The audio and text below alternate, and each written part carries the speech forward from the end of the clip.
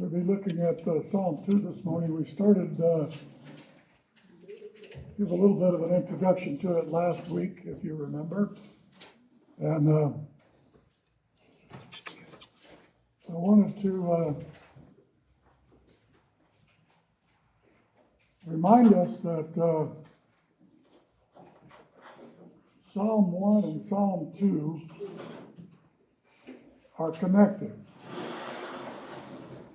And exactly how they're connected, it's not certain.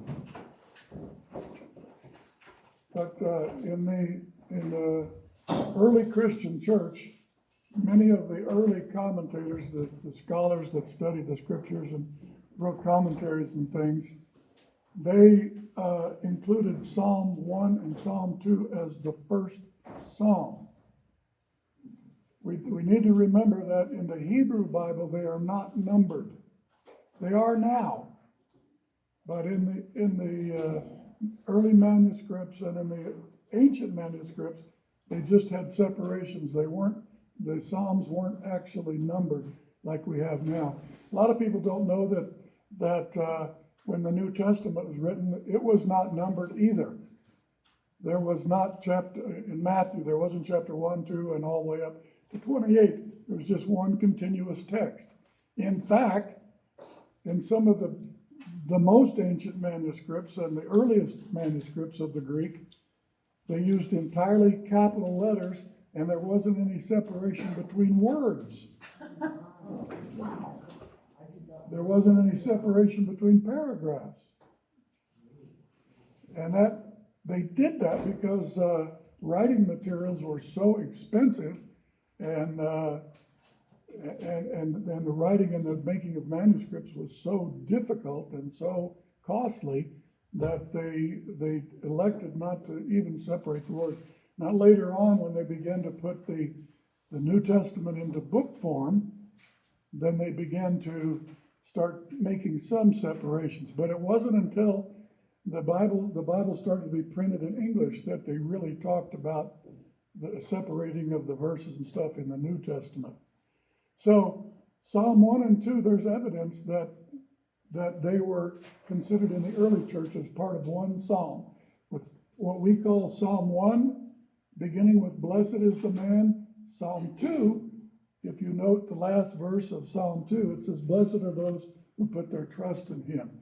This was a typical way of introducing and ending a section of the Psalms or a section of Scripture. So that is also some evidence that they were one thing. Now, how do they connect? Psalm 1, if we remember, is about the individual person and their relationship with God. Blessed is the man, and of course, blessed is the woman who does those things, who walks not,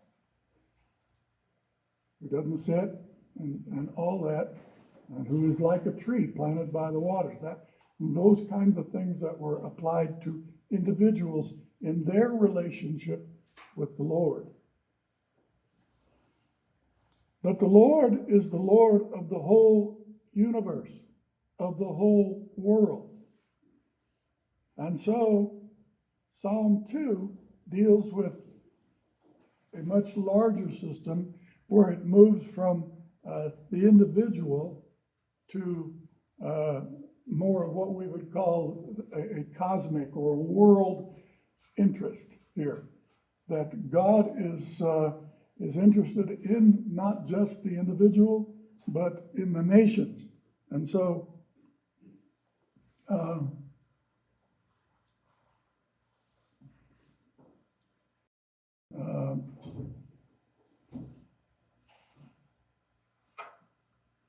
he begins with the statement, why, in the New King James here, why do the nations rage? Why, and then why the people plot a vain thing? I mentioned last week, I think, that word why has the implication of,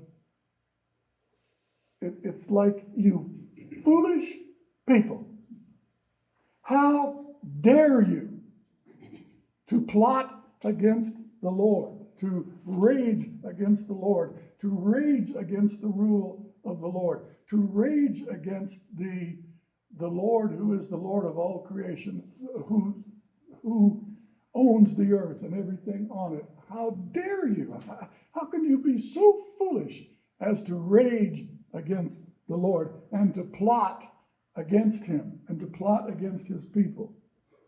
The second thing that we want to say about the connection of Psalm 1 and 2 is the connection between the righteous person that is exhibited in Psalm 1. Remember, he's like the tree planted by the waters, and the Lord blesses, he's fruitful, and the Lord blesses all he does. Who is the one person that really fits that psalm? Who is really, truly righteous and righteous altogether? It's Christ. And what we're going to see in Psalm 2, the nations plot and they rage against the Lord and, as we will see, against his Messiah, against the anointed one.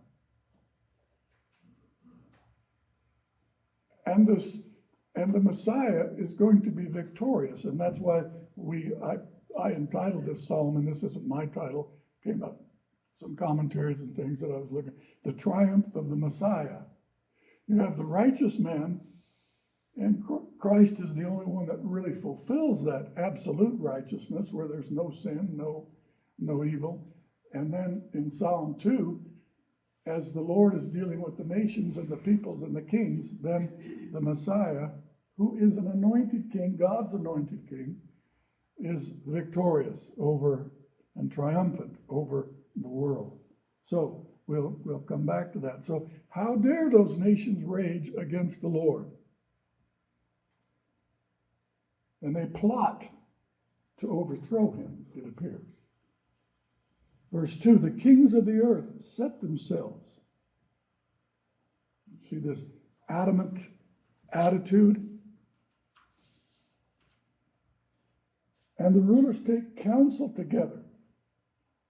He's talking about the rulers of the world, the Assyrians, the Babylonians, the Arameans, the Egyptians, the Philistines, all of these nations that have set themselves against the Lord that we read about in the scriptures over and over and over. And the rulers take counsel together against whom? Against the Lord.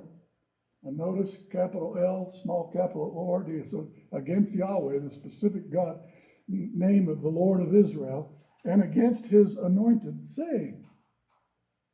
So this rebellion that is taking place, that the psalmist says, why do the nations do this? Why do they think they can do this?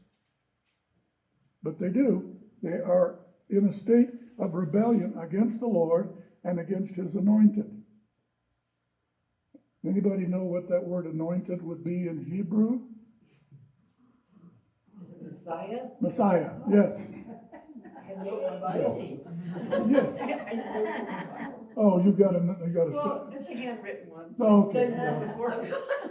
But yes, the anointed one is the word, the Hebrew word Mashiach, which when it's translated into Greek is Christos, Christ, which means the anointed one who has been anointed with a particular position or a particular place. And as you read throughout the Old Testament, when we start in the era of the after Samuel, and he anoints Saul as the king, then David is anointed as the king, and it was a tradition to anoint the kings as they assumed the throne in Israel and in Judah. And of course, many prophecies, including some in the Psalms, including this psalm, are talking about the anointed one of the Lord, the ultimate anointed one, the King of Kings, the Lord of Lords, who we call the Messiah. And these nations have the audacity to plot, to rage against Yahweh and against his anointed one, his anointed king. Now,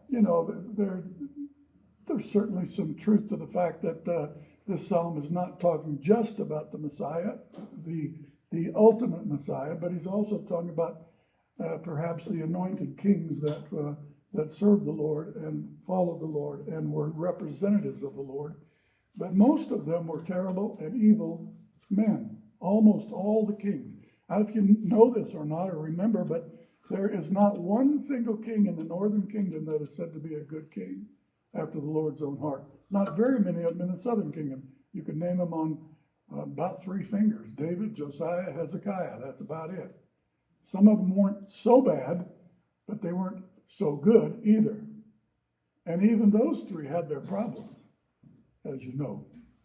David was far from perfect, and so was Hezekiah and Josiah. So, but the kings of the world system, if we would, the secular world, we might say in our time, have set themselves against the Lord, against Yahweh, and against his anointed Messiah, the anointed one. And here's what they say. And I was talking about rebellion. Here's the rebellion. Let us break their bonds in pieces and cast their cords away from us. That we are in a state of rebellion. We are plotting against them. We are turning away from them. We want them not to be in control of us. They don't have any right to control us. And so they're in a state of rebellion. They break their bonds, and that's the relationships that they have. And it literally, it could have been, in the ancient world, it could have been literal bonds, literal cords that bound them to the king, to the Lord and to the king. They don't want that. They don't want to be in relationship with God. And so they're in a state of rebellion. Now, they don't want the Lord and his anointed to be rulers over them. So they reject Yahweh's rule. This is the state of the world, is it not? It's the state of the individual who rejects God, who rejects God's ways, who rejects his law, who doesn't delight in his law. It's the state of the one who is a sinner and a mocker and all of those things that Psalm 1 talked about of the individual. But now, the psalmist in Psalm 2, and notice there's no title here, it doesn't say it, Psalm of David, this particular one, although in the New Testament they credit Psalm 2 to David. But the psalmist is saying that these kings, these rulers representing their peoples, are in this state of rebellion against God. This represents the world that turns against God. Not just individuals, but includes all these individuals, includes these kings as individuals, these rulers as individuals, but they represent the nations. And they are turning their peoples against God. And you see that all the way through the Old Testament. You see in Isaiah and Jeremiah long sections of both of those books where the Lord pronounces judgments and condemnation on the nations for their various sins against God and against God's people. And you see that over and over and over. So that's what the psalmist is talking about. The nations are in a state of rebellion. Now, the goal ultimately of the coming of the Messiah is to bring the nations back to the Lord, as we shall see. But at this point, they are throwing off any rule. They are breaking any bonds that would tie them to the Lord. They're breaking the cords that would hold them in a relationship to the Lord. They're breaking it off. They don't want to be in a relationship with Yahweh, with the Lord, or with his anointed king and the great king, particularly the final Messiah, the Christ, as we would call him. Okay, state of rebellion. This is the state of the world. The political systems of the world are in opposition to God. That's why he began with one nation, one group of people, one chosen people that he chose and called out to be a light to the nations, if you remember in Isaiah. Any question or comment about this? I mean, We can see this in our own nation right now. We can see this state of rebellion, who don't want to have anything to do with the Lord, who don't want anything to do with his Messiah. It's been that way. It continues to be that way. All the time. And they openly say that they want to throw off his reign, want to throw off his rule. There in verse 3. Any comment or question? Not that difficult. We're familiar with this kind of attitude, I think, everywhere we turn. We have seen some really strong anti-Christian statements made by people recently, blaming Christians for everything that's wrong in the world, and talking about us as if we were the world's greatest enemies. I've seen it on, you see it on the news all the time. People say really vicious things and mean things about Christians and about the Lord by extension. And so, this is not new. It was a problem back then and 1000 BC, and it's still a problem in 2000 something AD. So, verses 4 to 6 tell us what the Lord's response to the rebels is. If you're a Star Wars fan, the first 3 verses are about the evil empire. Darth Vader and his crew. Okay. They're in this rebellion against the Force. But in verse 4, then in verse 4 to 6, the Lord responds to the nations that have risen up, and the kings, rulers have risen up in rebellion against him. So, verse 4 says, he who sits in the heavens. Who's that? That's the Lord. That's Yahweh. He's the creator of the heavens and the earth. And he rules over all of creation, over all of the universe. He created it all with a word, with his words, as we read about in Genesis 1, 2. And he sits in the heavens, meaning he's sitting on his throne. He's the ruler of the heavens and the earth. Now what? What does he do? He who sits in the heavens shall laugh.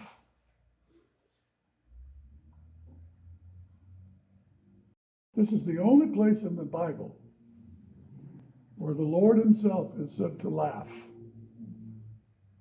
And this isn't a laugh of, ha ha, this is funny.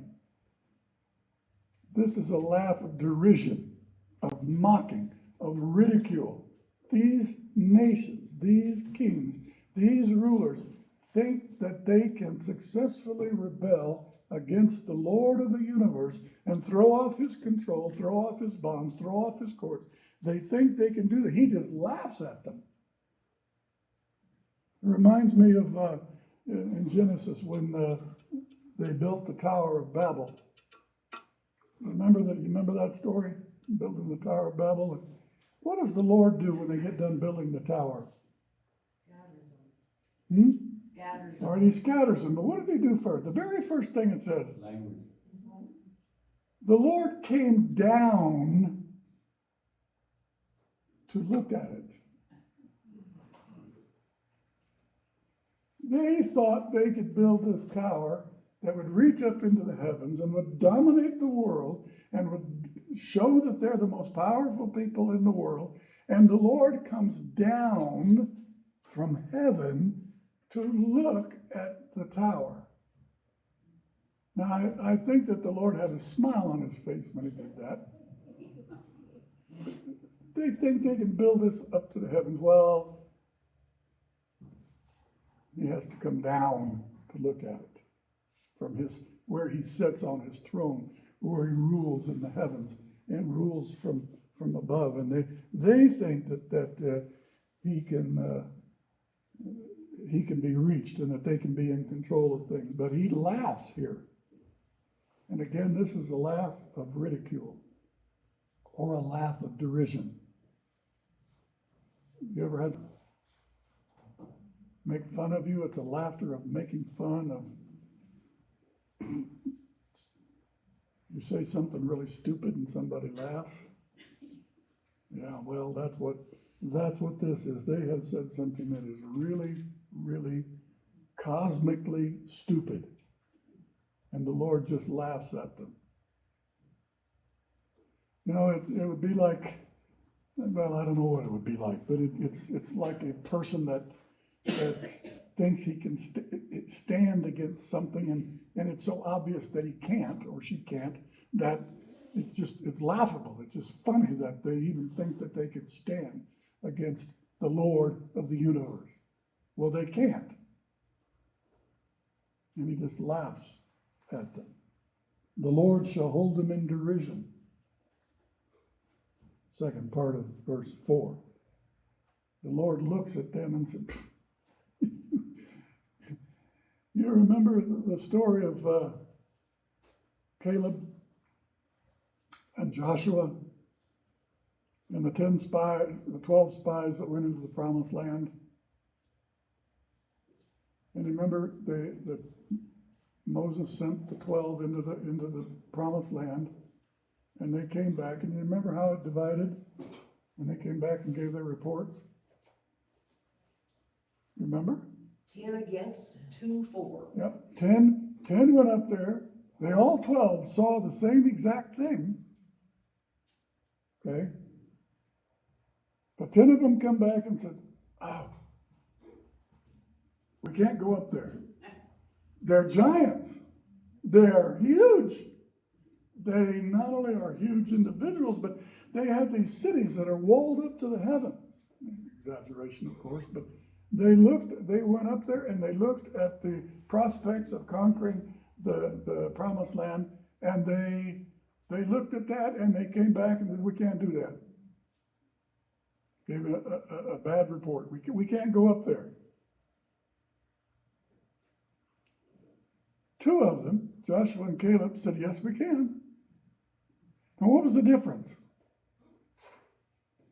Joshua and Caleb knew what God could do. Right. Yes, the 10 were looking at the Canaanites. They were looking at the cities and the fortifications of the Canaanites. And they came to the conclusion that we are like grasshoppers in their sight. Well, when you think of yourself as a grasshopper, you kind of become a grasshopper. And that's what happened. They came back and said, we can't do it. We're just too small. They're too powerful. We can't do it. Caleb and Joshua, on the other hand, they're not looking at the giants, at the cities. They're looking at what the Lord can do. Now remember, all these people, all 12 of them had come out of Egypt. They had seen the Lord bring the plagues on Egypt. They had seen the Red Sea open up and the people of Israel walk across and then watch this as the sea swallowed up the Egyptian army and all of its soldiers and chariots coming after them. They saw that. They saw all the stuff that the Lord did for them in the desert, providing manna and quail and water. And their clothes didn't wear out. Their shoes didn't wear out. Can you imagine that?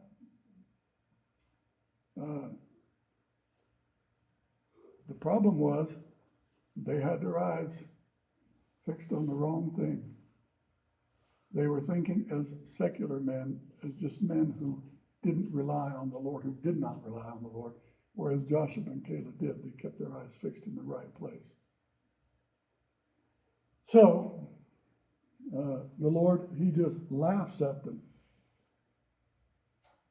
But it's more than that, because in verse 5, he says he shall speak to them in their wrath, in his wrath,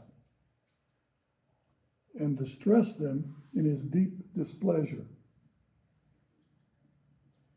So, he laughs at them, And then he makes a determination that he's going to deal with them in his anger, in his wrath. Wrath is that steady opposition of God to evil and to the wickedness of men. And so he will speak to them out of that attitude. Bill? Speaking to the kings or speaking to the people? Both. The kings and the people that support them. See, nations rage, but the peoples plot a vain thing. So they support their kings, by and large. Now, in Israel, there was always a remnant that were faithful to the Lord. But here, he's not really talking about Israel. He's talking about the whole world and the nations of the world.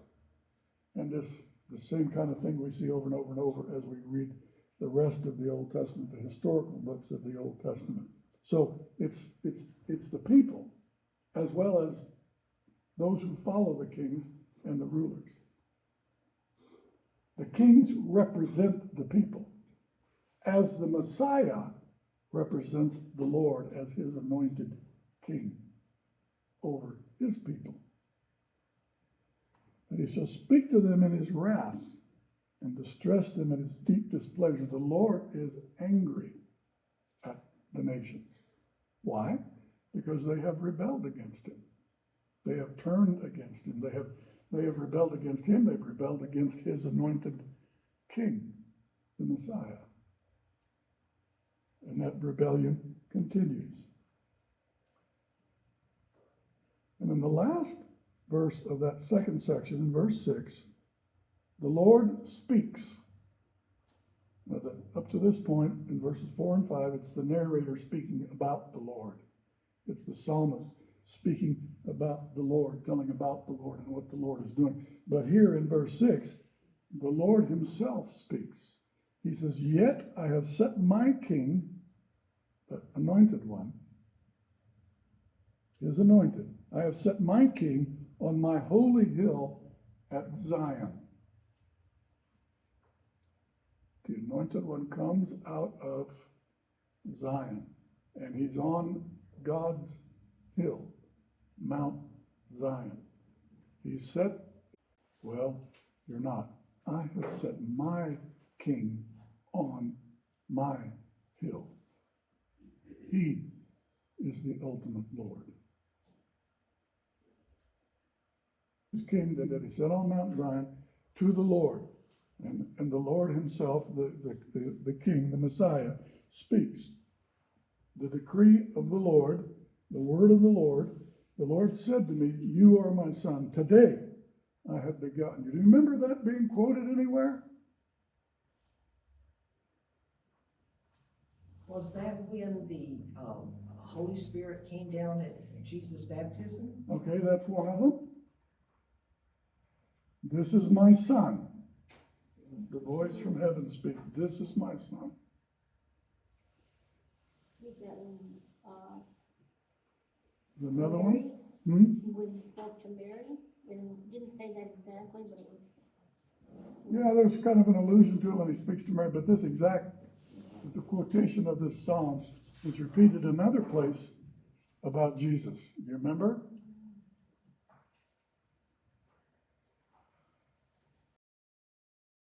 Nobody? The Mount of Transfiguration. I forgot about that one. Yes, the same thing is said again. "You are my son." Yeah. Or "This is my son." Slightly different. But he was that's when the Lord himself affirms the messiahship of Jesus, and he's coming back and quoting this psalm. And this psalm is saying that the Lord has decreed that this Messiah of his, this anointed one of his, is his son, is in a special relationship to him like no other. And we always need to remember when we read about the sonship of Christ, that sonship is a little different, more than a little different, than your relationship and my relationship to the Lord, because we are also the sons or the children of God, aren't we? We're adopted, right? But we're adopted sons and daughters. We're out of the world, and the Lord takes us out of the world to Christ, who is his son, who shares the same nature with God, who is the Lord come in the flesh and dwelling among us. And I love that first verse of the Gospel of John. In the beginning was the Word, and the Word was with God, and the Word was God. And then 14, and the Word became flesh and dwelt among us. So he's talking about that same Messiah. So this is a prophecy of the Messiah here. And he is the God's Son, and he is in a special relationship with God that no one else shares. Yahweh and his Son. You are my Son, and today I have begotten you. If you would look at, I believe it's Acts 13:33. I think it's Acts 13:33. I could be mistaken. I thought I had it written down here, but I don't think I do.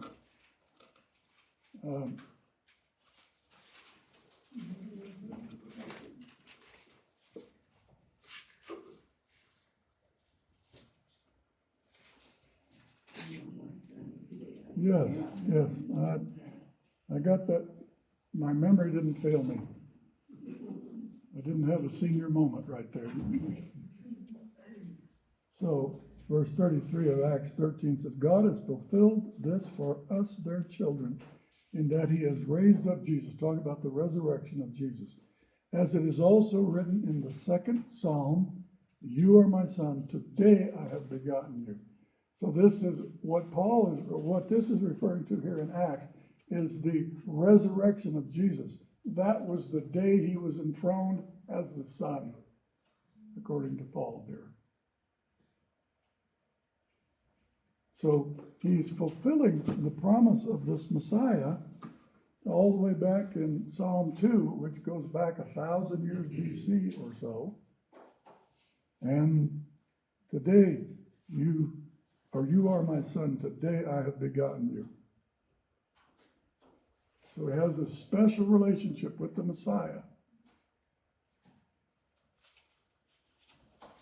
And when Peter, James, and John went up on the Mount of Transfiguration, and the cloud overwhelmed them, and Jesus was there with them, and the Lord spoke out of the cloud, "This is my beloved Son, listen to him."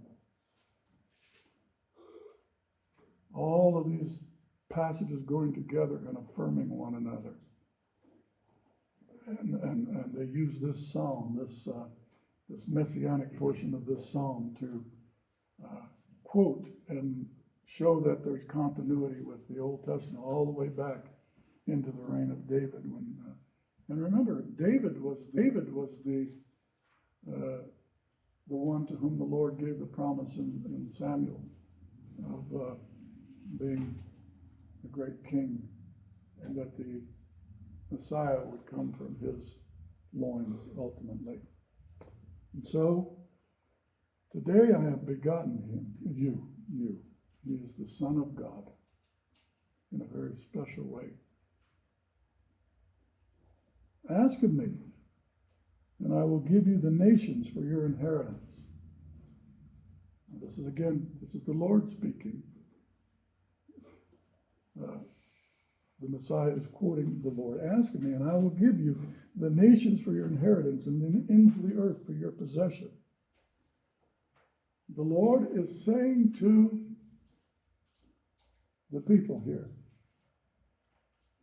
that the nations think that they can break the bonds. They think they can break the cords. They think they can stay in the state of rebellion and rage against the Lord and against his anointed. They think they can plot rebellion against the Lord. But the Lord is saying to his Messiah, ask of me, and I'm going to give you all those nations. They think they can rebel against you, but they won't. Ultimately, you are going to rule over all of them.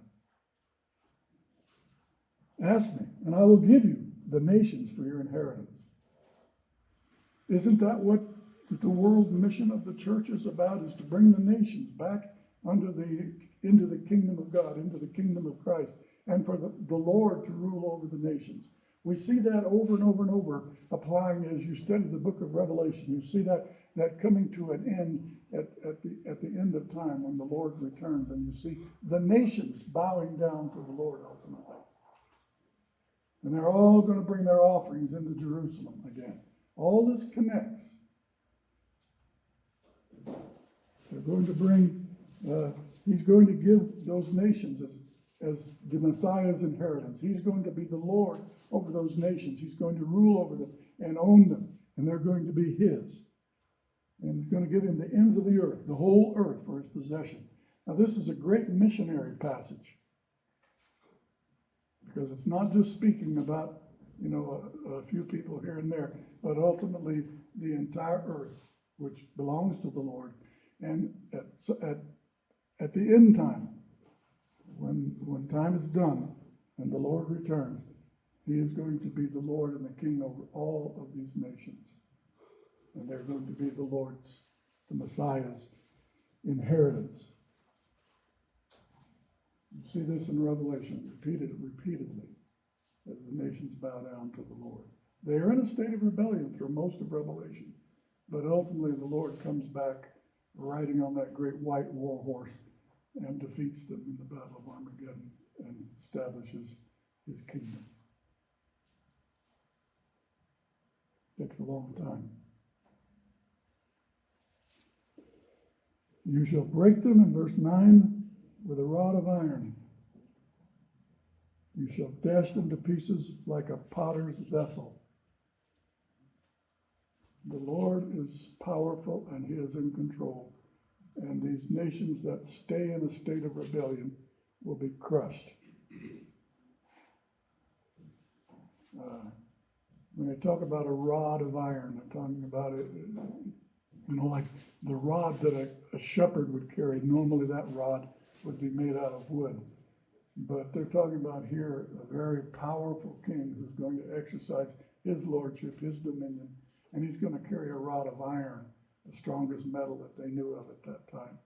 And he's going to be carrying that, and he's going to dash them to pieces like a piece of clay, like a pot. There's not going to be any question who's the ruler and who's Lord there. Comment? I know this is maybe it's a little difficult, I don't know. It just puts things in perspective for me, for the whole world where we're at right now, that our rebellion, and we just pray for his mercy, but overall we know his plan is happening. Yes. We don't know when. And I think that's one of the great messages of this song is that the people of God can look to the Lord himself and to his Messiah and the reign of his Messiah that is going to be victorious in spite of the appearances of what the nations would have it to look like. We don't really need to fear the nations, those that are in a state of rebellion against God, those who mock and ridicule the Lord, who are in a rage against the Lord and plot against the Lord. Yes, they do that, and they have success to an extent. But ultimately, his Messiah is going to rule over them, and they're going to become his inheritance. He will own them, in other words. They will become his people. And we see that going out into the book of Revelation, where the nations are subject to the Lord and to his Messiah at the end. And he establishes his earthly kingdom, and he rules from Jerusalem over all of them. They rage, they plot, but they plot in vain. He will control them, and he will dominate them, and he will destroy them if necessary. The nations and the whole earth. If you want to look up some of those passages in Revelation, you can look at Revelation 2:27, 12:5, 19:15. A strong rule of the Messiah over the nations. Yes, Bill? So this, in a timeline, is this speaking after the rapture of the church into the faithful remnant? Or is it before? Or Well- can we not? That's a whole nother issue. That would have not been the issue that the psalmist is talking about here. Right. He's just ultimately saying that the Lord is going to control all of these nations. And there is going to be a kingdom that encompasses the entire earth, and all of the earth will be the Lord's possession, and he will rule over it. The Lord hasn't done that up to this point. Now, we all know that the Lord is in control of everything, the universe, the world, everything. But we also know that the nations are still in this state of rebellion against the Lord. But that is going to be ultimately his Messiah, the one he calls his son, is going to be the Lord over everything. And is going to defeat them. Now, you got to get into the New Testament to deal with the questions of, at what point does what occur. And there's a lot of differences of opinion about that and about the rapture and the relationship of the rapture to the kingdom and the relationship, all those things. It's very complex. This is more general than that. He is going to win. He is going to be in control. He is going to inherit the nations as his own. And that should bring huge peace to us. Sometimes I'm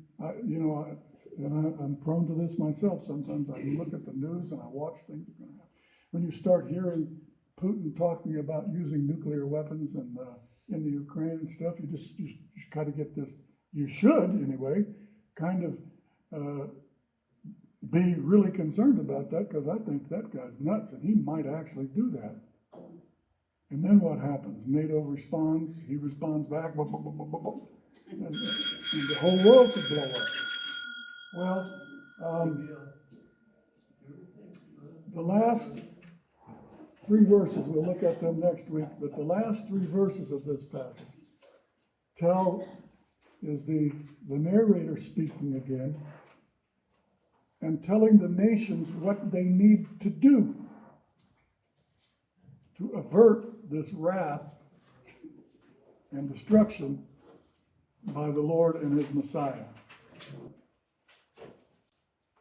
Not that difficult, but we'll come back to that next week, okay? I wasn't watching the clock close enough. All right, so we'll come back there. God bless all of you. Good, thank you.